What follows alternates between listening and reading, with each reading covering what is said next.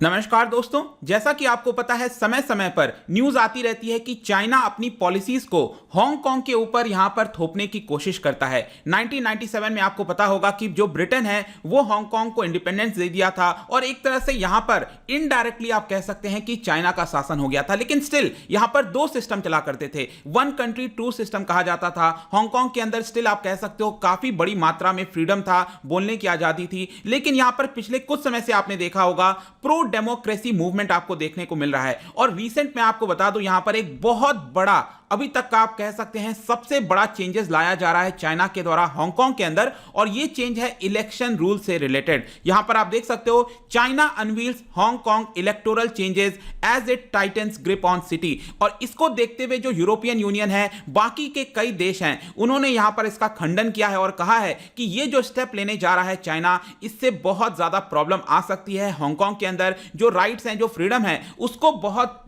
हद तक कर्टेल किया जा सकता है। तो यहां पर हम जानेंगे कि कौन से चेंजेस की हम बात कर रहे हैं, क्या यहां पर बताया गया है चाइना के द्वारा और यहां पर इसका इंप्लीकेशंस क्या होने वाला है। तो चलिए आगे बढ़ते हैं। मैं हूं अंकित अग्रवाल और अपडेट के लिए आप मुझे फॉलो कर सकते हैं इंस्टाग्राम, फेसबुक और ट्विटर पर। मेरे लेक्चर की हर पीडीएफ आपको फेसबुक पर तो मिलेगी ही, प्लस साथ में आप मेरा टेलीग्राम चैनल ज्वाइन कर सकते हैं by searching Ankit Agarwal official. और जैसा कि आपको पता है कि यूपीएससी के द्वारा नोटिफिकेशन आ चुका है और आप इसका सबसे ज्यादा फायदा उठा सकते हैं by going through the study IQ का जो यूपीएससी कोर्स है, जहां पर आपको कॉम्प्रिहेंसिव वे में जितनी भी इंपॉर्टेंट चीजें हैं वो सब आपको यहां पर मिल जाएंगी। तो चलिए अपने वीडियो की तरफ बढ़ते हैं। यहां पर सबसे पहले देखते हैं दोस्तों हुआ क्या है। आपको पता होगा कि अभी एक साल भी पूरा नहीं हुआ है, नेशनल सिक्योरिटी लॉ लाया गया था चाइना के द्वारा हांगकांग के अंदर। इस नेशनल सिक्योरिटी लॉ में क्या था बेसिकली कि यहां पर किसी के ऊपर भी सेडिशन के चार्ज लगाए जा सकते हैं। मतलब कि जिस तरह से बोलने की आजादी थी चाइना के हांगकांग के अंदर, उसको यहां पर कर्टेल करने की कोशिश की जा रही थी नेशनल सिक्योरिटी लॉ लाकर। और इसी को लेकर आपने देखा होगा हांगकांग में बहुत लंबे समय से यहां पर हमें प्रोटेस्ट देखने को मिल रहा था।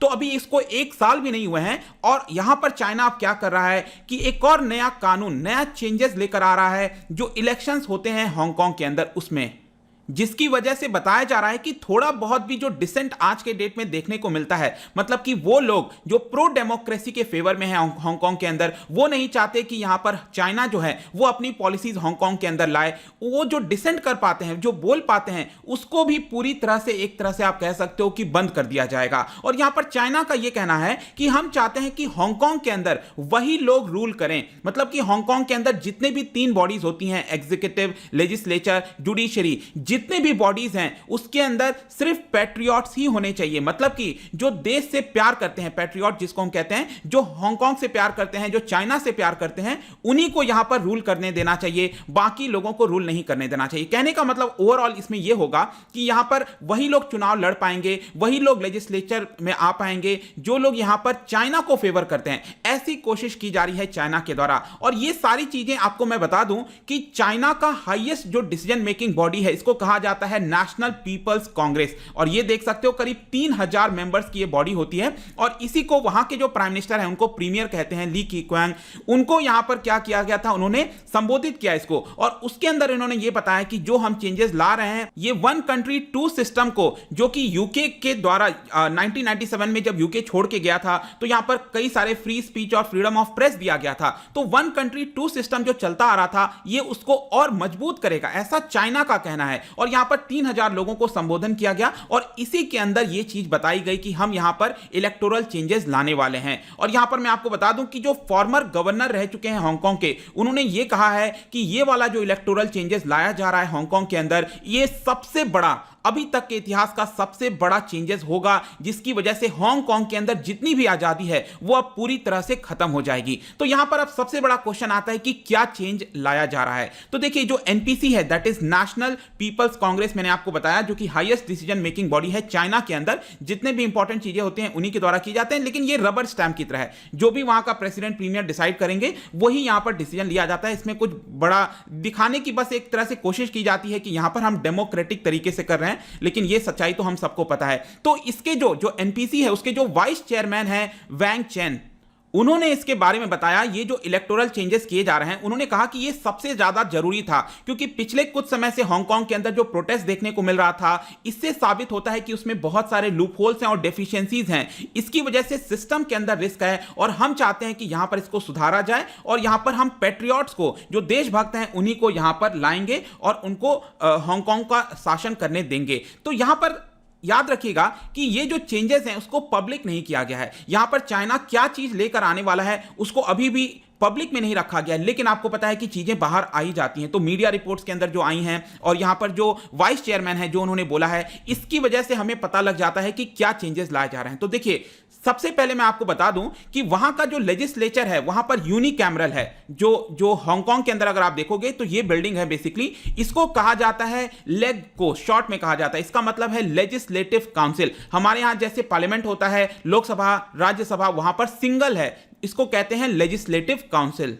अब इसके अंदर मैं आपको बता दूं कि सिर्फ 70 मेंबर्स हैं, ठीक है, ये 70 मेंबर्स हैं, लेकिन इसके अंदर भी अगर आप देखोगे ना, सिर्फ 35 मेंबर्स ऐसे हैं जो कि डायरेक्टली पब्लिक से इलेक्ट होकर आते हैं, ठीक है, डायरेक्टली 35 मेंबर्स पब्लिक से इलेक्ट होकर आते हैं। और बाकी की जो 35 हैं इसके अंदर अगर आप देखिए तो वो आपका एक इलेक्टोरल कमिटी होती है, वो डिसाइड करती है। और ये जो इलेक्टोरल कमिटी है, मैं बता दूं, ये पूरी तरह से चाइना इसको कंट्रोल करता है। तो यहां पर ऑटोमेटिकली क्या होगा कि 35 मेंबर्स को डायरेक्टली चाइना अपने ही मेंबर्स को बैठा देगा। तो इस समय अगर आप देखोगे, एक तरह से हांगकांग को जो चला रहा है, जो लेजिस्लेटिव बॉडी है, 70 मेंबर्स में प्रो बीजिंग वाले जो ग्रुप हैं उनकी संख्या 41 है इस समय, ठीक है। और बाकी के जो मेंबर्स हैं आप देखोगे यहां पर लिखा हुआ है 27 वैकेंट। वैकेंट का मतलब यह हुआ कि जब ये पूरा प्रोटेस्ट चल रहा था हांगकांग के अंदर, तो जो प्रो डेमोक्रेसी हैं, जो लोग चाहते हैं वो लोग रूल करें, मतलब कि वो चाइना को नहीं चाहते, उन्होंने रेजिग्नेशन दे दिया था। ये आप न्यूज देख सकते हो, 12 नवंबर 2020 की न्यूज है।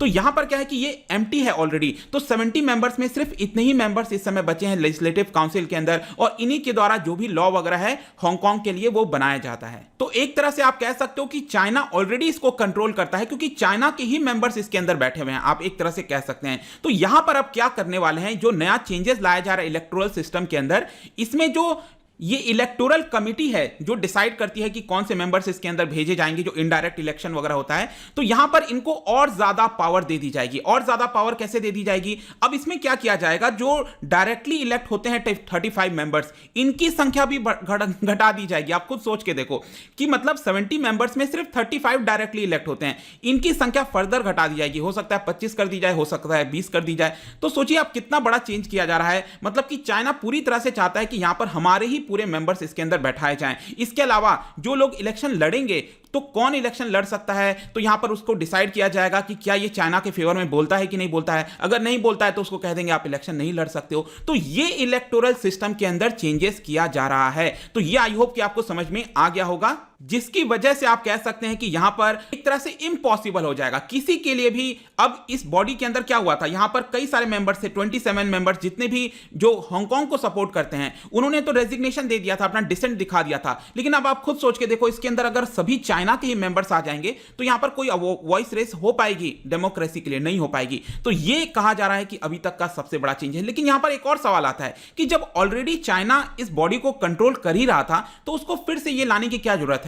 मतलब कि इतना ज्यादा बदनामी हो रहा है इंटरनेशनल जियोपॉलिटिक्स में, अगर आप देखोगे तो चाइना को इससे फर्क नहीं पड़ता है। पहली बात तो वो चाइना है, इसीलिए वो चाइना है, उसको फर्क ही नहीं पड़ता कि यहां पर इंटरनेशनल में क्या हो रहा है। बस वो अपना बयान देगा और अपना ही सब कुछ चलाने की कोशिश करेगा। और आप देख सकते हो कि वो एक तरह से चाहता है कि उसमें थोड़ा सा भी ऑपोजिशन ना मिले उसको हांगकांग के अंदर भी, इसीलिए पूरी तरह से वो अब कंट्रोल करना चाहता है। इनफैक्ट यहां पर एक और रीजन मैं आपको बताता हूं, जैसे हमारे देश में लोकल इलेक्शन होता है, तो हांगकांग के अंदर भी एक तो इसके अंदर इलेक्शन होता ही है, जो मैंने बताया 35 मेंबर्स का, वहां पर भी म्युनिसिपैलिटी का इलेक्शन होता है। तो म्युनिसिपैलिटी के इलेक्शन में जो लेटेस्ट इलेक्शन हुआ था पिछले साल के एंड में, दिसंबर आई थिंक के आसपास, उसमें क्या हुआ था कि जो प्रो डेमोक्रेसी वाले हैं, मतलब कि जो हांगकांग के जो चाहते हैं, जो ये नहीं चाहते कि चाइना यहां पर आए, तो यहां पर वो बहुत बड़ी मात्रा में जीत गए थे। जितने भी म्युनिसिपल सीट्स हैं, एक को छोड़कर जितने भी थे, वो सब प्रो डेमोक्रेसी वाले जीत गए। इसकी वजह से चाइना को लगा कि देखो ये गलत हो रहा है, और यहां पर उसने अब इलेक्टोरल सिस्टम में ही अब चेंजेस लाने की कोशिश कर रहा है, ताकि किसी प्रकार का उसको अपोजिशन ना हो। और इन सारे चीजों को देखते हुए यूरोपियन यूनियन ने वॉइस रेस किया और कहा है कि हांगकांग ऐसा नहीं कर सकता। यहां पर अगर हांगकांग ऐसा करता है तो हम इकोनॉमिक इंप्लीकेशंस, मतलब कि सैंक्शंस हो गया, इंपोर्ट इंपोर्ट एक्सपोर्ट को लेकर ये सारी चीजें करने की कोशिश करेंगे, क्योंकि ये जो स्टेप है वो फ्रीडम, पॉलिटिकल प्लूरलिज्म और डेमोक्रेटिक प्रिंसिपल इसको अंडरमाइन करता है। लेकिन चाइना क्या कह रहा है? चाइना कह रहा है कि नहीं, जो भी हम कर रहे हैं वो पूरी तरह से कॉन्स्टिट्यूशनल है। यहां पर हम चाहते हैं कि जो लोग पैट्रियट्स हैं उनको गवर्न करने दिया जाए। इनफैक्ट आप देख सकते हो एक स्टेटमेंट दिया गया है, if a person does not love the country how can he और शी लव हांगकांग। मतलब चाइना का कहना है कि अगर आप चाइना से प्यार नहीं करते तो आप हांगकांग से कैसे प्यार कर सकते हो। तो देखिए यहां पर किस तरह के तरीके अपनाए जा रहे हैं। चाइना को तो जो करना है वो करेगा ही, चाहे कोई कितना भी बोलता रहे। बट आई होप कि इस टॉपिक को आप अच्छे से समझ गए होंगे कि क्या हो रहा है, क्यों हो रहा है, और ओवरऑल पर्सपेक्टिव से। जाने से पहले यहां पर आपको बताना है फर्स्ट ओपियम वॉर के बारे में, जो कि 1839 से 1842 तक चला था। अगर आपने ये वीडियो ध्यान से सुना है, आई एम श्योर ये आप क्वेश्चन कर पाओगे। और इसका जो राइट आंसर है, यहां पर आपको बेसिकली बताना है कि यहां पर ये एंड हुआ तो इससे परिणाम क्या निकला। फर्स्ट ओपियम वॉर की वजह से जो परिणाम है इसका क्या निकला। तो इसका जो राइट आंसर है मैं हमेशा की तरह अपने इंस्टाग्राम पर तो डालूंगा ही। अगर आप इंस्टा पे नहीं हो कोई बात नहीं, टेलीग्राम से ले सकते हैं। मैं कई सारे एमसीक्यूज यहां पर डालता रहता हूं स्टोरीज के फॉर्म में, आप जाकर प्ले कर सकते हो। अगर आप मुझसे इकोनॉमी पढ़ना चाहते हैं, कोई भी कोर्स परचेज करना चाहते हैं, स्टडी IQ ऐप पर जा सकते हैं। आई होप कि ये वीडियो आपको पसंद आया होगा। मिलता हूं आपसे next time. Till then thank you very much, see you soon.